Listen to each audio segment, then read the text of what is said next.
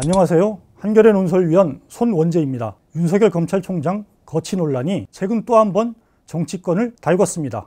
여권 일각에선 윤 총장 물러나라는 주장이, 보수 야권에선 윤 총장 흔들기를 중단하라, 이런 목소리가 나왔습니다. 사퇴 주장은 산발적인 데 비해 반격은 집중적이고 공세적이었다, 이런 점은 눈길을 끕니다. 더불어민주당에선 30의원 정도가 나라면 물러나겠다, 이런 말로 사퇴를 압박했는데요.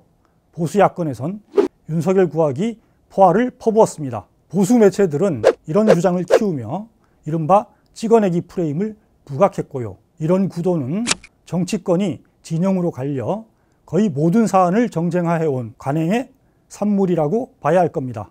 문제는 여야 거취 공방에 묻혀 정작 권력기관 수장으로서 윤 총장의 직무수행이 적절했느냐 하는 본질적 문제는 제대로 조명을 받지 못했다는 겁니다. 정치적 편가르기를 벗어나 윤 총장이 수사 감찰 현안을 다뤄온 행태 자체를 먼저 냉철하게 따져볼 필요가 있겠습니다. 시민사회에서 제기하는 윤석열 검찰의 문제점, 그게 두 가지죠. 과잉 무리수 논란이 그 하나입니다. 역대급 수사력을 투입하고도 제대로 된 한방을 내놓지 못한 조국 수사, 무리한 공소장 작성 논란을 자초한 울산시장 선거 개입 의혹 수사 등에서 여실히 드러난 문제입니다. 이처럼 과도한 검찰 수사는 청와대와 조국 전 법무부 장관의 검찰개혁 드라이브에 대한 반발에서 비롯된 것 아니냐, 이런 지적이 나오는데요.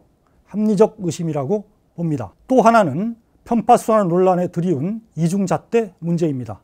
윤석열 총장은 저희들은 법과 원칙에 따라서 어떠한 수사도 이렇게 하고 있습니다, 이런 말을 자주 해왔는데요. 이 말과는 다르게 편향적 수사 행태를 곳곳에서 보여오고 있다는 겁니다. 윤 총장 체제 검찰의 정당성에 과잉 수사 논란보다 더 심각한 균열을 야기하는 문제라고 봅니다. 과잉 수사 논란에는 검찰도 할 말이 있을 겁니다. 죽은 권력이나 살아있는 권력이나 불법 혐의가 있으면 눈치 보지 않고 수사할 뿐이다, 이런 항변입니다. 하지만 이 사건엔 가혹하고 저 사건엔 너그럽다, 이런 의구심 앞에선 어떤 답을 내놓을 수 있을지 궁금합니다. 편파 수사 사례는 얼마든지 찾아볼 수 있습니다. 대표적으로 자유한국당 관련 3가지 수사가 있습니다.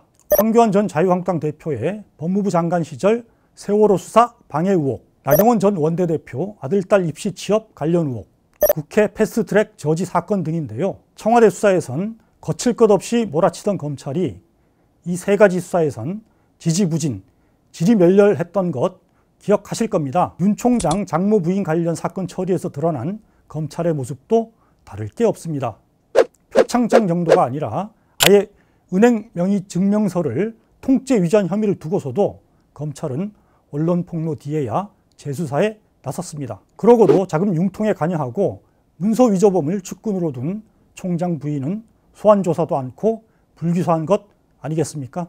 제 식구 봐주기 의혹이 분출하는 건 당연해 보입니다. 윤 총장이 최측근 참모였던 한동훈 부산고검 차장과 채널A 유착 의혹을 대하는 자세는 당혹스러울 정도입니다. 처음엔 대검 감찰부 대신 인권부가 사건 진상조사를 맡도록 해 독립적 감찰을 막았습니다. 이후 시민단체 고발로 수사가 개시된 뒤에는 서울중앙지검 수사팀이 한 차장을 피의자로 소환하려 했는데도 이번에는 대검찰청이 나서서 범죄가 되느냐, 이렇게 제동을 걸었습니다. 윤 총장은 한동훈 차장이 피의자로 전환되자 나는 관여하지 않겠다, 이런 말로 대검 부장회의에 사건 지휘를 일임한다고 밝혔습니다.